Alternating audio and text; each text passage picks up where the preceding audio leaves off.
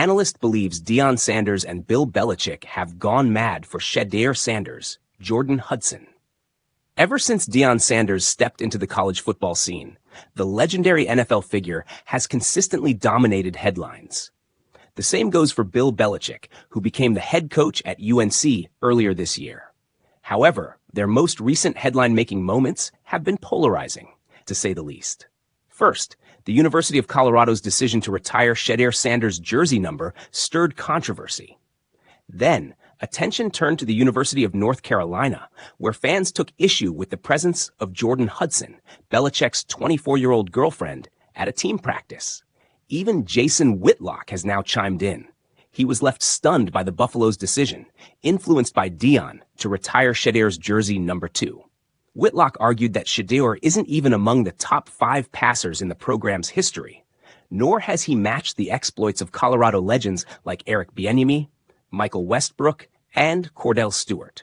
While it's true that Shedeur's over 7,000 passing yards and 64 touchdowns in 2 seasons marked the most impressive performance by a Boulder quarterback in years, Whitlock still argued that the honor seemed premature. He further suggested the move was more about Deion promoting his son's brand than recognizing a storied college career. And this guy's getting his number retired? Nobody's going to wear number 2 anymore at Colorado because this guy had a cup of coffee, 2 years at Colorado, and won 13 games and lost 12? I saw this yesterday, and I just fell out laughing, Whitlock said mockingly in the latest episode of Fearless. Turning his attention to Belichick, the veteran journalist expressed discomfort with the 72-year-old coach's relationship with 24-year-old Jordon Hudson. He criticized Belichick for allowing personal matters to become public distractions, especially as he transitions into his new role at the University of North Carolina. I look at Bill Belichick parading around with his 25-year-old girlfriend at the University of North Carolina.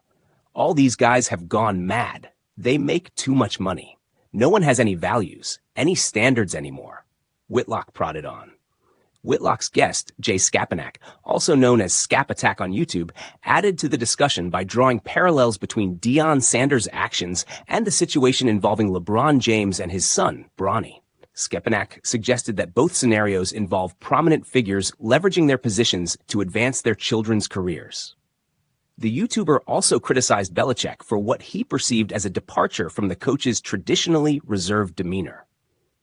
Bill Belichick was one of the last bastions of that, wasn't he? He was supposed to be the last football guy, the last business-only kind of guy. And now this? He is the last guy I would have ever anticipated would have his 24-year-old arm candy patrolling the sidelines with him. It is sheer and utter madness. Skapanak concluded his rant on the two narratives by reflecting on the broader implications of these situations, particularly concerning the representation of black quarterbacks. He expressed concern that such actions may reinforce negative stereotypes and undermine the progress made in diversifying leadership roles within football.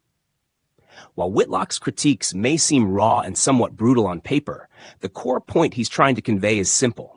Coaches must recognize the importance of maintaining professional integrity and the potential consequences when personal decisions intersect with public roles.